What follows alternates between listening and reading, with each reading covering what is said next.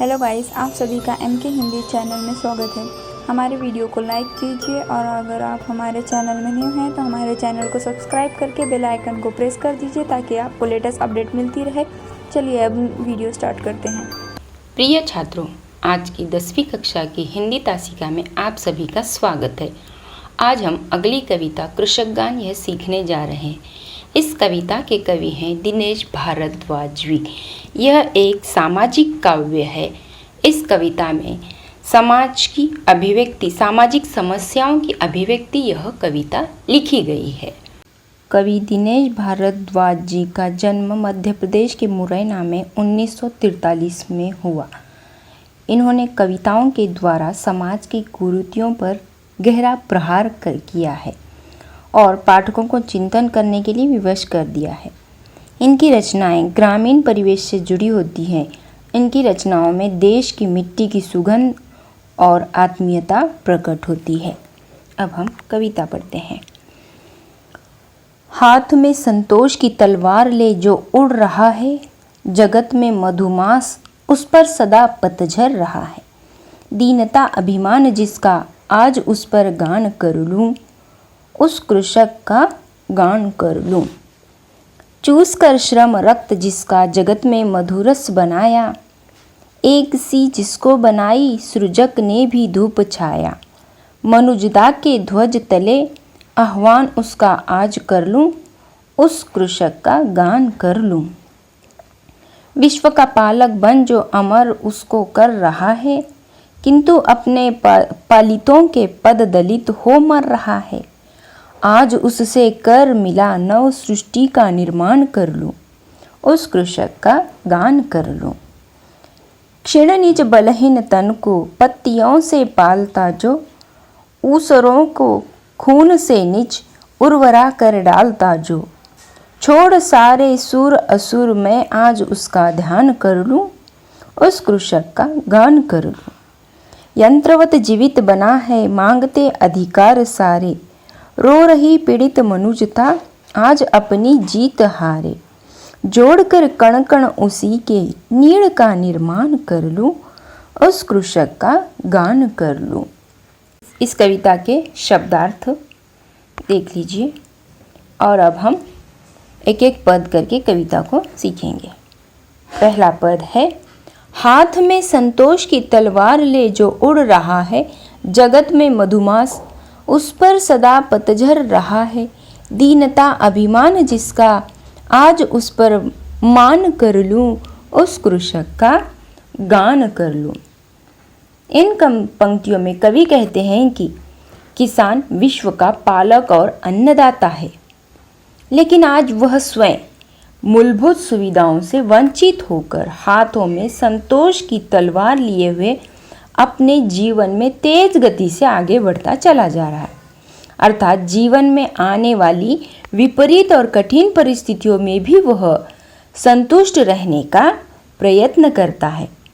दुनिया में जब मधुमास यानी वसंत ऋतु छाई है, जिधर उधर हरियाली ही हरियाली छाई रहती है, अर्थात लोगों के जीवन में सर्वत्र संपन्नता होती है, तब भी किसान पतझड़ की छाया में ही अपना जीवन यापन करता है।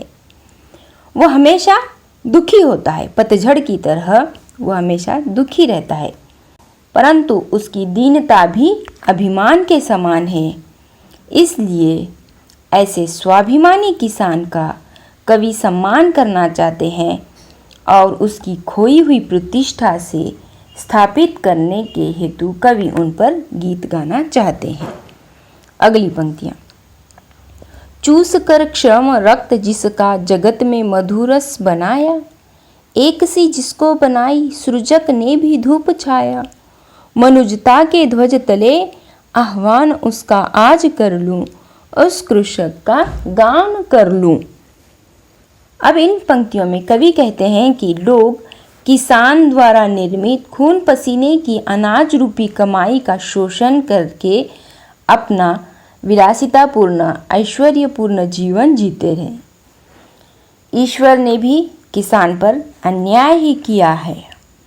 ईश्वर ने उसके लिए धूप और छाया एक जैसी ही बनाई है, अर्थात किसान दिन रात खेत में काम करता है। ना वो धूप देखता है, ना छांव देखता है, ना दिन देखता है, ना रात देखता है। इस तरह से वो हमेशा काम करता ही चला जाता है।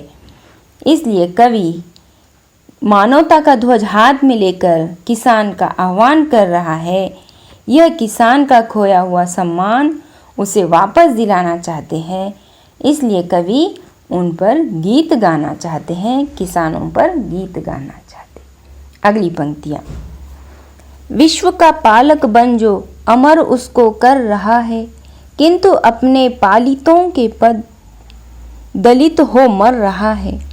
आज उससे कर मिला, नव सृष्टि का निर्माण कर लूं, उस कृषक का गान कर लूं। कर यानी कि हाथ। अब इन पंक्तियों में कवि कह रहे हैं कि किसान संसार के लिए अनाज पैदा करता है, उसी से सभी का निर्वाह हो रहा है। नहीं, दुनिया में सब लोग किसान के द्वारा निर्मित, किसान के द्वारा पैदा किए हुए अनाज को ही खाकर सभी लोग दुनिया में जीवित रहते हैं। इसलिए वही हमारा जो है अन्नदाता है, पालक है। किंतु दुनिया उसके साथ कृतज्ञता से पेश आती है। वह अपने ही द्वारा पाले गए लोगों के पैरों तले रौंदा और कुचला जा रहा है। इसलिए कवि उसके साथ हाथ मिलाकर ऐसी नई सृष्टि का निर्माण करना चाहते हैं जिसमें उसे सम्मान और प्रतिष्ठा मिले। इसलिए कवि उस पर आधारित गीत गाना चाहते हैं। अगली पंक्तियाँ। चिड़नीज बलहीन तन को पत्तियों से पालता जो, ऊसरों को खून से निज उर्वरा कर डालता जो, छोड़ सारे सुर असुर मैं आज उसका ध्यान कर लूं, उस कृषक का गान कर लूं। ऊसर यानी कि बंजर, उर्वरा यानी कि उपजाऊ, ऊसर के विपरीत उर्वरा। अब इन पंक्तियों में कवि कहते हैं किसान भले ही देश के लिए अनाज पैदा करता है, लेकिन आज उसके ही घर में खाने को अनाज नहीं है। इस कारण उसका शरीर दुर्बल और निस्तेज हो गया है। अपने दुर्बल और निस्तेज तन को ढांकने के लिए उसके पास वस्त्र भी नहीं है। वह फटे पुराने वस्त्र पहनकर या पेड़ की बड़ी पत्तियों से अपने शरीर को ढककर काम चला रहा है। किसान अपना खून पसीना बहाकर बंजर जमीन को भी उपजाऊ बना रहा है। जिस जमीन में कुछ उगता नहीं, ऐसी जमीन में वो बीज बोकर उसे उगा रहा है। कवि को दुनिया में अच्छे बुरे लोगों से कोई लेना देना नहीं है। वह सिर्फ किसानों की बात और उनका ध्यान करना चाहते हैं, इसलिए उनके लिए गीत गाना चाहते हैं। अंतिम पंक्तियाँ। यंत्रवत जीवित बना है मांगते अधिकार सारे, रो रही पीड़ित मनुजता आज अपनी जीत हारे, जोड़ कर कण कण उसी के नीड़ का निर्माण कर लूं, उस कृषक का गान कर लूं। अब इन अंतिम पंक्तियों में कवि कहते हैं कि आज का युग विज्ञान और तकनीक का युग है। बिना यंत्रों के मानव जीवित नहीं रह सकता। हर काम किसी न किसी यंत्र से किए जाते हैं।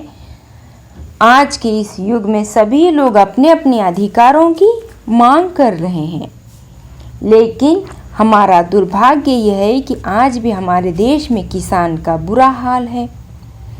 किसान की दुर्दशा के कारण ही आज हमारी मानवता पीड़ित है। इस कारण आज हम जीत कर भी हार गए हैं, अर्थात हमने बहुत प्रगति कर ली है। वास्तव में इस प्रगति का मानवता को कोई लाभ नहीं हुआ। इसलिए कवि प्रत्येक किसान को अपने साथ एकत्रित करके ऐसे घोंसले का निर्माण करना चाहते हैं जिसमें किसान का भविष्य उज्जवल हो, उसे खोया हुआ मान सम्मान और प्रतिष्ठा फिर से प्राप्त हो। इस तरह से कवि जो है इस कविता में कृषक के जीवन पर आधारित यह एक गीत है। कृषक विश्व का पालक अन्नदाता है। यदि कृषक ही नहीं रहेगा तो संपूर्ण विश्व का अस्तित्व ही मिट जाएगा। इसलिए कृषक है, हम जीवित हैं। लेकिन आज कृषक मूलभूत सुविधाओं से वंचित और बेहाल है। वह अपना जीवन यापन गरीबी में कर रहा है। उसके पास तन ढकने के लिए भी कपड़े नहीं हैं। आज का समाज इतना स्वार्थी हो गया है कि वह उसकी ओर ध्यान ही नहीं दे रहा है और उसके उत्थान के लिए प्रयास भी नहीं कर रहा है। कवि किसान का खोया हुआ सम्मान और प्रतिष्ठा फिर से प्रस्थापित करने हेतु उस पर गीत गाना चाहते हैं। इस तरह से ये कविता समाप्त हुई।